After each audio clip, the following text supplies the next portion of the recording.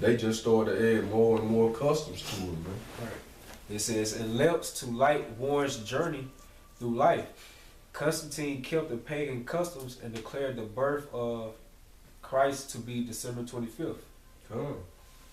Yeah, because he was trying to integrate with those Christians into. He was really a pagan, but on the slick though, he was trying to basically get those Christians to worship his deity, man. But he did it in a slick way. All right, you got a precept up? Yeah, I got another quick article too. I just found, scanned through, and they kind of go deep into, you know, the origin of these holidays, and it came from the website Last Trumpet. And, it go into what y'all was talking about. It said Ham had a son named Cush, who married a woman named Semiramis. Cush and Semiramis then had a son named Nimrod. After the death of his father, Nimrod married his own mother and became a powerful king. The Bible tells us of this man Nimrod, Genesis chapter 10, verse 8 through 10, as follows. And Cush begot Nimrod, and he began to be a mighty one in the earth. He was a mighty hunter before the Lord, wherefore it is said, even as Nimrod, the mighty hunter before the Lord. And the beginning of his kingdom was by Baal and Erech and Akkad and Kalim and the land of Shinar. Nimrod became a god man to the people, and Semiramis, his wife and mother, became a powerful queen of the ancient Babylon. Nimrod was eventually killed by an enemy, and his body was cut into pieces and sent to various parts of his kingdom. Semiramis had all the parts gathered except for the one that could not be found. The missing part was his reproductive organ. Semiramis claimed that Nimrod could not come back to life without it, and told the people of Babylon that Nimrod had ascended to the sun and was now to be called Baal, the sun god. Queen Semiramis also proclaimed that Baal would be present on earth in the form of a flame, whether candle or lamp, when used in worship. And in these holidays, what do you see lit up everywhere? Candles and lamps. You know, it's all about the light. They say that's where them Christmas lights go back to. They say Nimrod wouldn't show up unless it was a lot of lights. And that's why they put that star at the top of the Christmas tree too, like the top of the Christmas tree up got the lights, and they put the star on. The tree also represented on his rod. Because they say that was the missing piece that they couldn't find. Alright, and it says Semiramis was creating a mystery. She set herself up as a goddess. Semiramis claimed that she was immaculately conceived. Hence Virgin Mary. This is where it come from.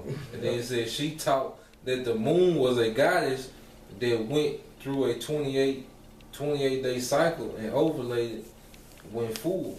She further claimed that she came down from the moon, a giant moon egg that fell in the Euphrates River. This was to have happened at the first time of the first full moon after the spring equinox, which goes into the east, with the egg. And it said this was to have, it says Semiramis became known as Ishtar, which is pronounced Easter.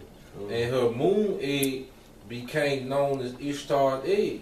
Ishtar soon became pregnant and claimed that it was the rays of the sun god Baal that caused her to conceive.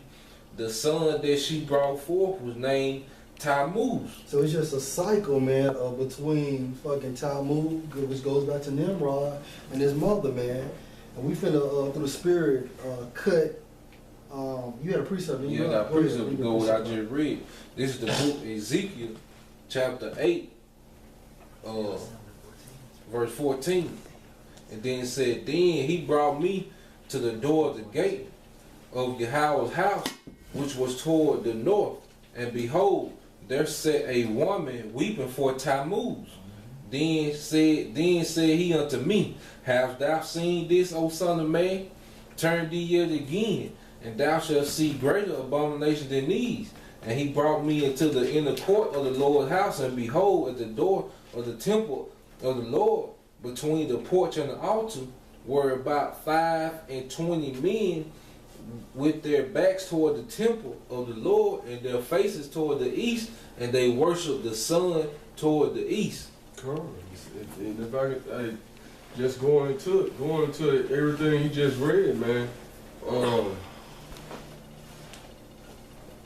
Read that last verse again. It's like the last 2 verses. It said, go back verse 15. It said, then said he unto me, hast thou seen this, O son of man?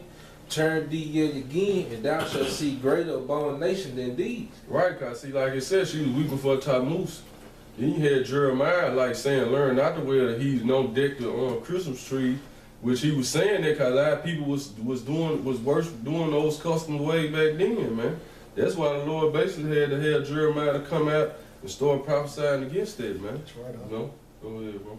And it said, and he brought me into the house, into the inner court of the Lord's house, and behold, at the door of the temple of the Lord, between the porch and the altar, were about 5 and 20 men with their backs toward the temple of the Lord, and their faces toward the east, and they worshiped the sun toward the east. Right, and all them the customs of America, man, right there, man. He said, it went into, like the Ark of the Brother was read about Baal. The U.S. just erected that temple of Baal in New York, man. You know, so this is why America is known as the virgin daughter of Babylon, man. That's right. You know, that's it on it. That was it. Hey, give me Isaiah 7 and 14, and first Kings 1 and 2. This Isaiah 7:14. Therefore the Most High Himself shall give you a sign. Behold, a virgin shall conceive and bear a son. Now, when you look into the Hebrew, that virgin goes back to alamah, which means a young maid or a young woman. So when you go to Matthew, the 1st chapter, that's supposed to be based on that prophecy from Isaiah 7 and 14. Okay, now. Bring out your precept, 1 Kings, 1 and, you can start at 1 and 1, and your second verse out. 1 Kings chapter 1, verse 1 and 2. Mm-hmm. Now King David was old and stricken in years. They covered him with clothes, but he get no heat. Mm-hmm. Wherefore his servant said unto him, let there be sought for my lord, the king, a young virgin, Mm-hmm. and let her stand before the king. Mm-hmm. And let her cherish him, and let her lie in thy bosom, that my lord, the king, may get heat. That's right. Now, when you look into the Hebrew for virgin in this passage, it's Strong's H 13 and 29, and it's Bath-wala, which means a lady or that never had sex, man. So those are 2 different scenarios with the term virgin right there, man. That proves that, Yahweh's mother, it wasn't, his birth was not based on an immaculate contraception, man. Okay?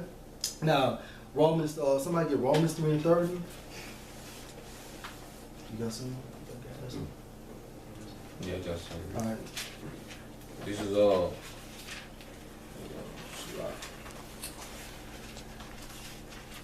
I think, maybe Romans 3 and 3, bro. Which proves that. I believe. See, That's 3 Romans 3. This is Romans chapter 10, verse 1. It said, did you want that one first up? Go ahead, you bring yours on up. Alright, this is Romans chapter 10, verse 1. Brethren, my heart's desire and prayer to the Most High for Israel, that they might be saved. Come, man, and we had that same desire like Paul, man. All the prophets did, man, when they first learned the truth, and they first, you know what I'm saying, he basically was reborn again through Yahweh, man, Even the prophets in the Old Testament, man, they had that love for Israel, man, but the Lord had to show them something, man. Go ahead, huh? It said, for I bear them record that they have a zeal of the Most High, but not according to knowledge. And that's our people, man. They got a zeal for the Most High. They thinking they know the Most High. They speak about it, but it ain't according to knowledge, man.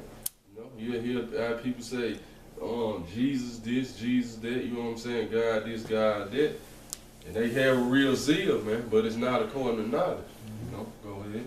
Verse 3, for they being ignorant of the Most High's righteousness. See, they being ignorant of his righteousness. Go ahead. And going about to establish their own righteousness. Right, man. So that's what our people have done, man. You know, we once was caught up in that, man, but through the grace and mercy of the Lord, man, we know the truth now. And we trying to teach our people the truth, but we understand only they let go and get it, man. So we still pushing that word out there to all Israel, though, you know. It's 2/3 gonna be condemned by it, but 1/3 gonna basically the grace and mercy gonna fall upon them. They eventually gonna get it, man. Go ahead. And then in establishing their own righteousness, you know, they say it's okay to celebrate Christmas, your birthday, Easter. They say ain't nothing wrong with that. But we just been going through the precept, man. You know, Yahweh Hashem, Yahweh Shai called those things an abomination, man. You know, when he had Ezekiel, when he was showing Ezekiel what was going on, he was like, man, look at your people, man. Look at our people. You know, so this same thing going on now, man. He got the prophets out here saying, look at our people, man. Look at my people. You know, they are going after other guys, man. You know, but our people have established their own righteousness, man. Say it's okay. You know, and it said, have not submitted themselves unto the righteousness of the Most High. Come on, man. You got to submit yourself to the righteousness of the Most High, man. It's in there clearly in Jeremiah 10, man. Don't get that Christmas tree and put it in your house, man. It's in there, man. You can't get past it. That's the righteousness of the Most High, man. You know, you got to submit yourself to that, else you're going to be destroyed, man. You know? Romans 1 and 3.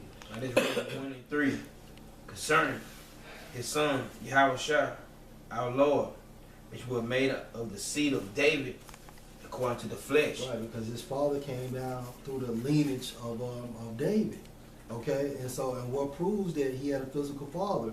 Well, his genealogy is in Matthew, the 1st chapter, beginning with his father, and his mother's genealogy is in Luke, the 3rd chapter, man, which proves that he had a physical father. And that's another way to counter this Christmas stuff, man, because basically they said Mary never had sex, but according to the scriptures, man, she did, man. Right, that word seed right there in the Greek is sperma, man, which goes to sperm. Yeah. Is it? That was it. That's it. Cool. Alright, this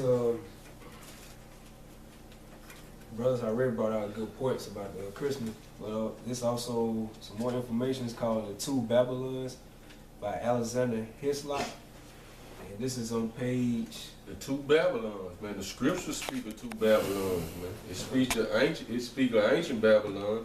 Then it speaks of a future Babylon in Revelation 18 that is to be destroyed completely, man. You know? Go ahead. This is on page 97. It says Christmas and Lady Day.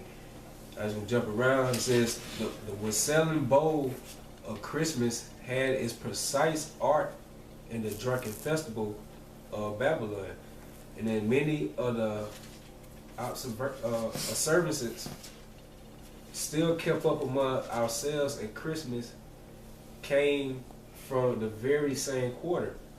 The candles in some parts of England lighted on Christmas Eve and used so long as the festive season lasts. It says were equally lighted by the pagans on the eve of the festival of the Babylonian god to do honor to him. For it was one of the distinguishing peculiarities of his worship to have lighted wax candles on his altars. The Christmas tree, now so common among us, was equally common in pagan Rome and pagan Egypt. Right, which is started in ancient Babylon, man. It just kept worshiping and adding different customs and calling different names, man. Yep. It says in Egypt, that tree was the palm tree. In Rome, it was the fir tree. The palm tree denoting the pagan Messiah as Baal Tamar. Right, because it started out with who? Nimrod, Semiramis, and Tammuz. Then it went from them to the Isis, Osiris, and Ra. and Ra. Yeah, the sun god. Come, right, man. And they just kept, because even if you look up the Statue of Liberty, it goes back to the Roman goddess. It goes back to the Roman goddess Libertas, man. You know, that's where they get the word Statue of Liberty. But if you go do deeper research on it, it goes back to the Isis. You know what I'm saying? It goes back to the worship of Isis, man. And then today, it goes back, and it's all linked up the same, it goes back into Lucifer, man. That's why you got the Statue of Liberty actually holding up the torch, which represents the light bearer, man. But that's why, that's why the Lord that's why in the beginning he told us not to mingle with the other nations, man, because they had their other gods they worship, man. But he wanted us to worship him, man. You got it out. That's right. And it says, all right, in Egypt, that tree was the palm tree. In Rome, it was the fir. The palm tree denoting the pagan Messiah as Baal Tamar. The fir referring to him as Baal Berith. And this son Apostle Gabaris bring out Baal Berith. He was known as the god of the community. So when you see so-called Israelite groups come out there and say, oh, we need to do this for the community and stuff like that, 9 out of 10 times they sold out. And he was also known as the God or the Lord of the covenant. His name Baal Berith. It says the mother of Adonis, the sun god and great mediatorial divinity, was mystically said to have been changed into a tree, and were in that state to have brought forth her divine son.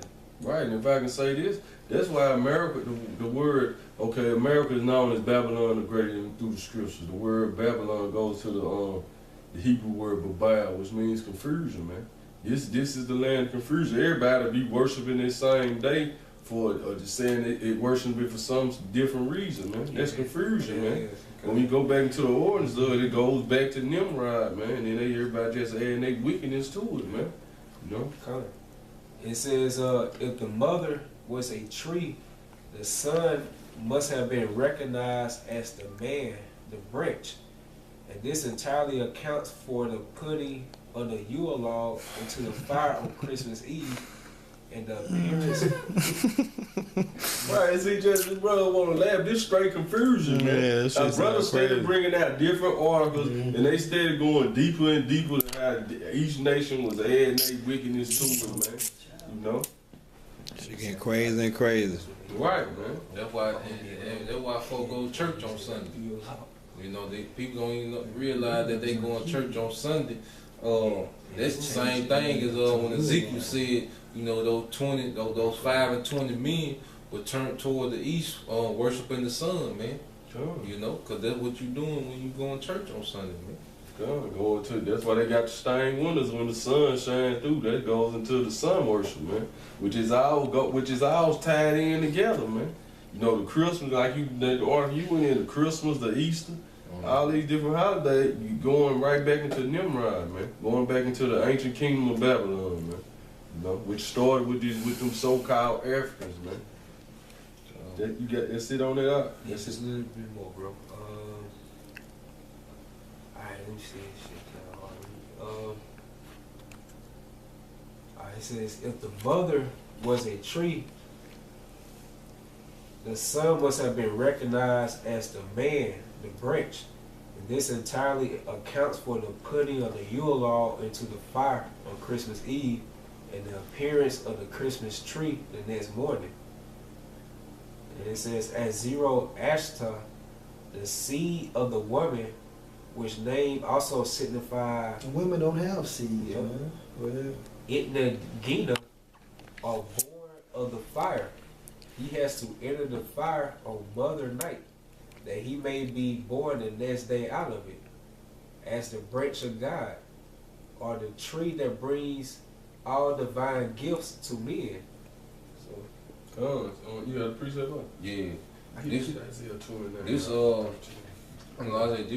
precept here really going into, they tried to ease that Queen of Heaven, philosophy on Yahweh Shai, man, but he shut it down real quick, man, because Babylon is under that Queen of Heaven vibration tough here, man. That's why women are worshipped and held to a high esteem, man. They go all back to Semiramis, the Queen of Heaven, man. You know? But